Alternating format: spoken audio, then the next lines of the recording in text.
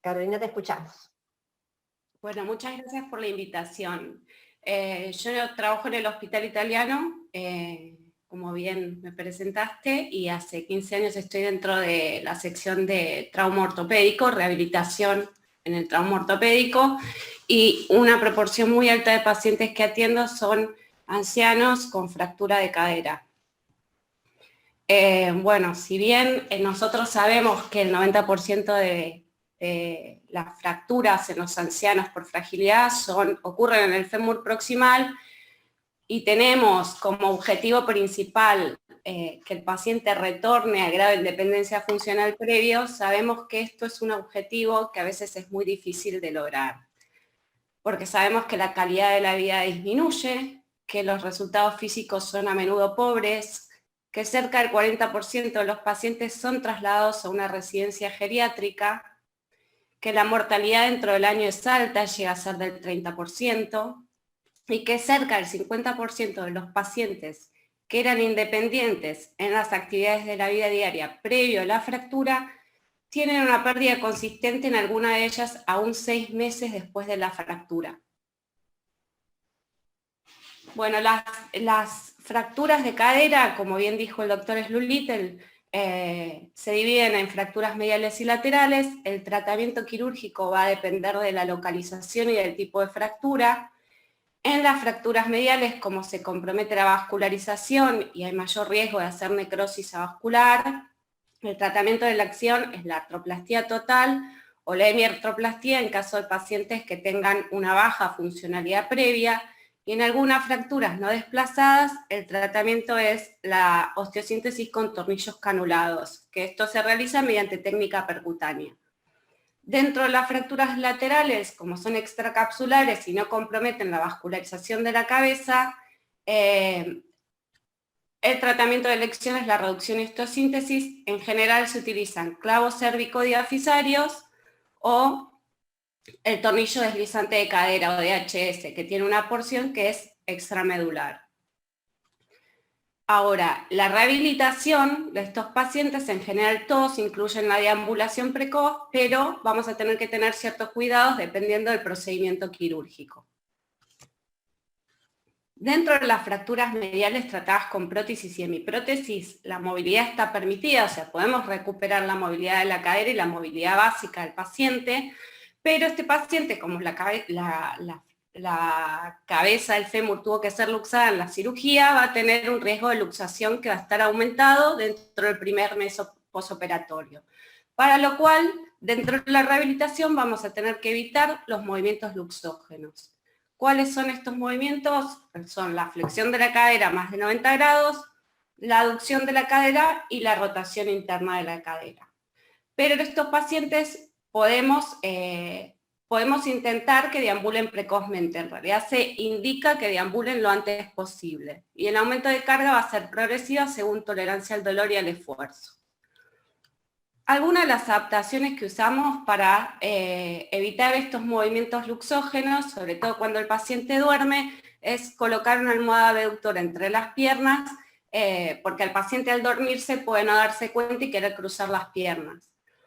Otra de las adaptaciones que utilizamos para que el paciente no supere la flexión de cadera de 90 grados es el uso de suplementos sanitarios, que en este caso las dos figuras de la izquierda muestran suplementos sanitarios que se encastran dentro del inodoro. Este es el caso de un suplemento que utiliza, que tiene apoyabrazos, y eso puede ser de utilidad en pacientes que tengan poca fuerza en los miembros inferiores. En la figura de la derecha pueden ver un inodoro portátil. En este caso indicamos inodoro portátil cuando el paciente no ha logrado una deambulación suficiente al alta o el baño en la casa le queda muy lejos, y puede ser de utilidad en esos pacientes que tienen que levantarse varias veces por día para ir al baño, y lo podemos poner tanto arriba del inodoro para elevar la altura, como al lado de la cama. Otra de las adaptaciones que se utilizan son tacos de goma o tacos de madera que podemos utilizar debajo de las sillas o debajo de la cama para aumentar la altura. En general, la altura que necesita un paciente estándar en una silla es de 55 centímetros.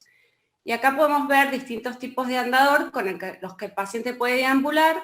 En general preferimos un andador con ruedas delanteras porque en pacientes cardiópatas les provee un menor gasto cardíaco, o en pacientes con disnea, pacientes con EPOC, o sobre todo en pacientes añosas que tienen hombros dolorosos o pobre fuerza del tren superior, es más fácil propulsar un andador con ruedas que sin ruedas. A partir de los 30 días, y esto es variable según el cirujano, se puede incrementar la flexión de la cadera con flexión de tronco sobre el muslo, que se necesita muchas veces para completar las actividades de la vida diaria, por ejemplo, poder calzarse. Y se va haciendo un destete progresivo de suplementos para prevención de luxaciones. Ahora, estos cuidados de prevención de luxación se pueden prolongar en pacientes como por ejemplo con artritis reumatoidea, con pacientes que tienen historia de consumo prolongado de corticoides, en ciertas revisiones, o pacientes que han tenido luxación previa que están más propensos a volver a luxarse. En cuanto a las fracturas mediales tratadas con tornillos canulados, en estos pacientes no tenemos riesgo de luxación, porque la cadera no tiene que luxarse en la cirugía, pero el paciente no puede cargar peso en el miembro inferior hasta que haya evidencia radiográfica de consolidación, ¿sí? Estos son tipos de implantes que no toleran la carga. Entonces, a estos pacientes los educamos en cómo puede dormir en la cama, se le permite estar en decúbito supino o puede descansar sobre el lado sano. No puede dormir sobre el lado operado porque no puede cargar peso, y el uso de la almohada entre las piernas no es necesario porque no se puede luxar si cruza las piernas, pero a veces ofrece mayor confort, sobre todo porque muchas veces le tira los puntos y evitamos la aducción de la pierna. La movilidad de la cadera sí la podemos empezar a recuperar, pero empezamos por palancas cortas. En este caso vemos un paciente que comienza a recuperar la flexión de la cadera con flexión de rodilla, porque eso otorga mucho menos carga de peso que flexionar la rodilla con extensión de cadera. En estos pacientes tenemos un poco más de dificultad en cuanto a la movilización precoz, porque no podemos en un paciente anciano muchas veces indicarle un tipo de marcha sin carga. Esto se logra haciendo que el paciente salte con un andador sobre el miembro inferior sano. Entonces, muchas veces si el paciente es añoso, lo que pedimos es una silla de ruedas, le pedimos un andador, le enseñamos a pararse sobre el miembro inferior sano y cómo transferirse de la cama a la silla y de la silla al inodoro. Dentro de las fracturas laterales son fracturas que se tratan con reducción y osteosíntesis, permiten la movilización y la carga precoz porque son osteosíntesis dinámicas que promueven la consolidación de la fractura cuando el paciente carga peso. Y en cuanto a la movilización no hay ningún tipo de restricción, todo según tolerancia al dolor y al esfuerzo, porque la cadera no tiene que luxarse en la cirugía, entonces no tienen este riesgo de luxación. La carga precoz entonces va a promover la consolidación ósea. Una fractura más o menos tarda 3 meses en consolidarse, entonces sabemos que hasta ese tiempo el paciente no se va a haber destetado completamente de su ayuda a marcha. ¿Qué cosas tenemos en cuenta en las fracturas laterales? Estos no tienen riesgo de luxación, pero sí hay algo que es muy común, que es la posición viciosa de la cadera en rotación externa. Entonces trabajamos esto mediante movilizaciones pasivas desde el agudo y colocar un rodillo en la parte externa de la pierna para que mantenga la posición neutra. Y el paciente obviamente comienza a deambular lo antes posible después de haberse operado, y en este caso no se necesita indicarle otro tipo de adaptaciones.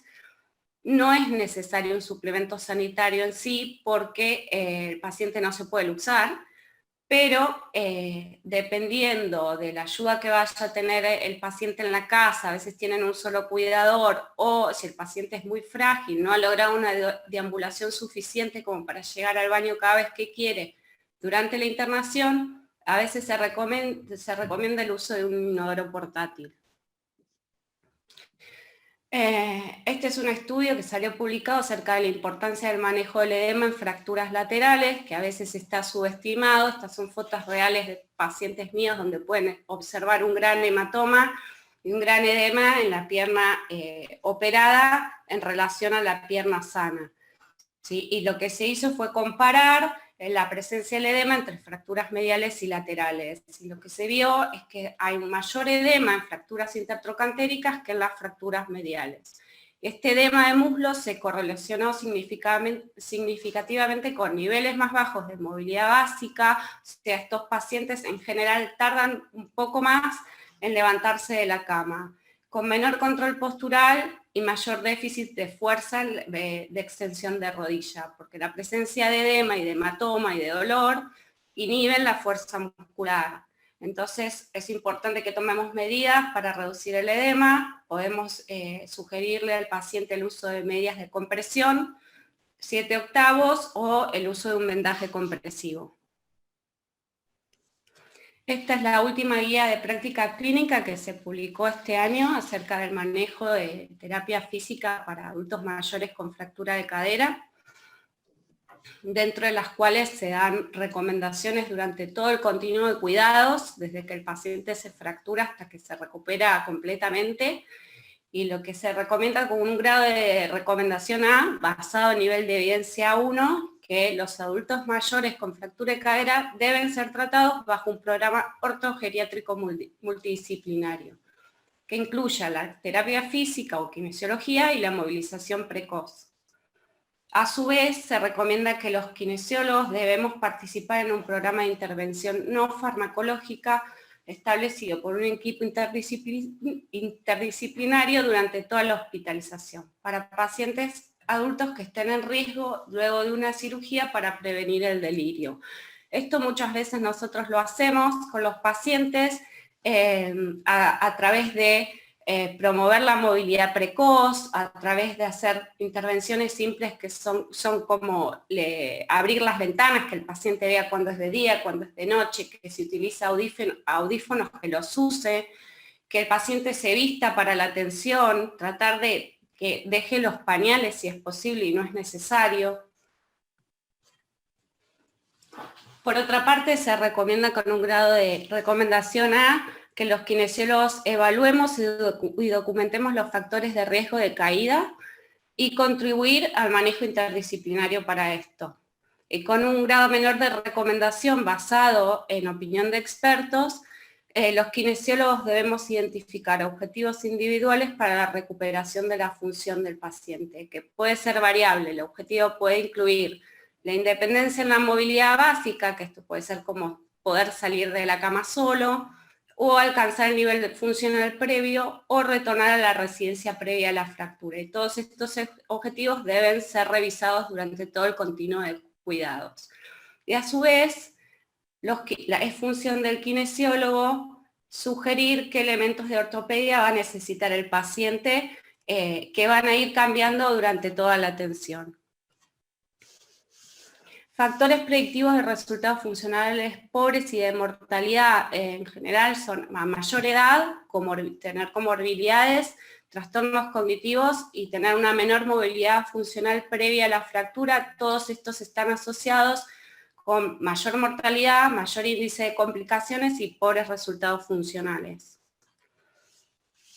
En la rehabilitación en la etapa aguda intrahospitalaria, los objetivos generales que tenemos los kinesiólogos con el paciente es movilizarlo precozmente para prevenir todo tipo de complicaciones asociadas al decúbito prolongado, como TEP, TBP, escaras, deformidades, retención aguda de orina, neumonías broncoaspirativas, tratar de que el paciente pueda irse de alta precozmente, educar al paciente de la familia. Siempre digo que nuestro rol es muy educativo en estos pacientes, porque no es una cirugía programada, donde el paciente goza de buena salud y se programa un reemplazo protésico, sino que la familia y el paciente no saben qué puede, qué no puede hacer, qué se espera durante la rehabilitación.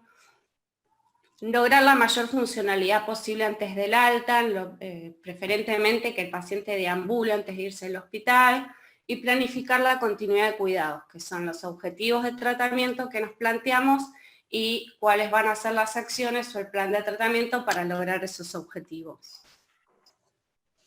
¿Cuáles son los factores asociados a mejores resultados funcionales en la etapa aguda? Es que no existe una restricción a la carga de peso por parte del cirujano, comenzar la kinesiología lo antes posible, iniciar la deambulación antes de las 24 horas y se recomienda que cuanto más sesiones reciba el paciente en el postoperatorio es mejor.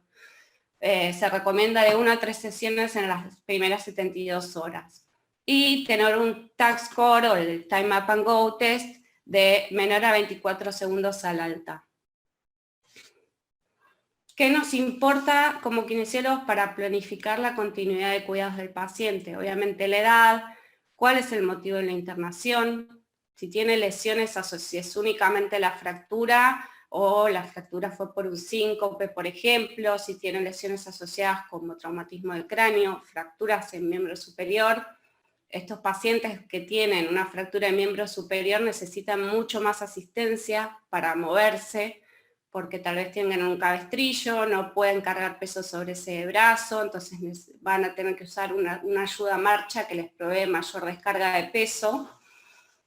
¿Cuáles son los antecedentes de relevancia clínicos, quirúrgicos? Si ese paciente tiene caídas a repetición, fracturas previas, cirugías previas que dificulten la funcionalidad, si tiene trastorno cognitivo, disminución de la agudeza visual, de la audición, si usa lentes, audífonos. Todo esto es importante que los use durante la sesión, porque dificulta, actúa verdaderamente como una barrera en la recuperación. Si el paciente tiene demencia, sabemos que muchas veces nos va a costar más estos pacientes porque no podemos predecir cómo va a reaccionar el paciente cuando salga de la cama, cuando le duela, cuando pise, si va a aceptar el uso de un andador o no. Si el paciente, por ejemplo, tiene Parkinson, si toma medicación, cuando la toma, podemos consensuar con el médico la hora en la que vamos a hacer kinesiología para hacer un uso más provechoso de la rehabilitación. ¿Cuál es el entorno social y la funcionalidad del paciente? Establecer muy bien el nivel de independencia funcional previo. Si el paciente caminaba dentro de la casa o fuera de la casa, si era independiente o dependiente, puede ser independiente el paciente con un tipo de ayuda a marcha, ¿sí? Si tiene un medio familiar continente o no continente, porque eso nos va a servir para planificar la continuidad de cuidados o dónde el paciente va a ir a hacer la rehabilitación después. Si vive solo con familiares, si vive con un cuidador, si está institucionalizado. Y por supuesto, nos interesa saber cuál es el estado actual del paciente, si está vigil, si está somnoliento, si está con delirio. Y el dolor, que muchas veces, si es elevado, eso genera impotencia funcional y la posibilidad de deambular se pospone. Entonces, ¿qué es importante para planificar la transición de cuidados del hospital a la casa? Los kinesiólogos, por un lado, tenemos que participar en asegurar el traslado del paciente del hospital al hogar. Si el paciente va a trasladarse en ambulancia o a trasladarse en auto, hay que instruirlo al paciente cómo tiene que subir al auto, por ejemplo. Identificar qué va a necesitar el paciente, la familia o el cuidador en la casa. Todo esto tiene que estar registrado y documentado en el plan de cuidados del paciente. Y antes del traslado del paciente a su hogar, necesitamos que todas las adaptaciones que recomendamos y los profesionales que van a ir al hogar estén preparados. En cuanto al riesgo de caída, una vez que estamos en la casa del paciente, hay que sugerir todo tipo de adaptaciones que prevengan caídas. Puede ser aconsejar retirar carpetas o alfombras inicialmente o colocar antideslizantes. Sugerir adaptaciones en el baño, como barandas en la ducha, en el inodoro o en el lavamanos. Sugerir qué tipo de calzado es adecuado. La mayoría de los pacientes usan pantuflas. Muchos pacientes utilizan, a veces porque tienen edema, calzado mucho mayor, 2 talles más grande de lo que necesitan. Entonces, sugerir calzado cerrado con suela de goma preferentemente. Y por otro lado, estas son las recomendaciones en el tratamiento kinésico que se mantienen durante todo el continuo de cuidados, que es dar tratamiento basado en ejercicio estructurado, que incluye el fortalecimiento progresivo contra resistencia de alta intensidad, la reeducación del equilibrio, la progresión gradual de la carga de peso y el entrenamiento de la movilidad funcional. Estos tratamientos se recomienda que sean lo más similar posible en pacientes con demencia leve a moderada. Obviamente hay mucha variabilidad en el tipo y la frecuencia de rehabilitación dentro de un mismo país, el tipo de cobertura médica que el paciente tiene y entre los países también, pero sí se recomienda que pasadas las 8 a 12 semanas de rehabilitación, si no se alcanzaron los objetivos para el paciente o persisten déficits, se recomienda extender este tratamiento hasta 1 año. Este es un video que tengo de una paciente que tiene 80 años, es muy funcional, y si yo me hubiese conformado con rehabilitarla hasta los 3 meses básicos que le daba su cobertura, no se hubiese recuperado completamente. Esta mujer deambulaba, caminaba 5 kilómetros por día, saltaba, corría. Entonces es un ejemplo de tipo de ejercicios que después fuimos incorporando de coordinación, y recuperar un poco la metría en los movimientos. Los pacientes añosos tienen muchos problemas para planificar o anticiparse al movimiento, y esto hay que entrenarlo con pautas claras. Errores comunes. ¿Qué cosas cometemos los kinesiólogos muchas veces? No comunicarnos correctamente entre el equipo médico, entre el paciente y la familia. No dar un plan de cuidados acorde a las indicaciones del cirujano y las condiciones del paciente, no dar todo por escrito. Estos pacientes reciben mucha información de muchas especialidades y no pueden retener todo lo que decimos. Entonces, siempre se recomienda dar folletos educativos, por ejemplo. No establecer correctamente el nivel de independencia funcional previo que nos sirve para plantear objetivos. O sea, muchas veces el paciente, nosotros decimos, era independiente en la casa, en la deambulación, pero resulta que si indagamos un poquito más, el paciente nos cuenta que caminaba sosteniéndose de los muebles, entonces eso nos da una idea de que el paciente ya necesitaba una ayuda a marcha. Entonces yo como objetivo no me voy a poner que el paciente deambule solo, sin asistente de marcha, sino que probablemente ese paciente quede con un bastón, por ejemplo.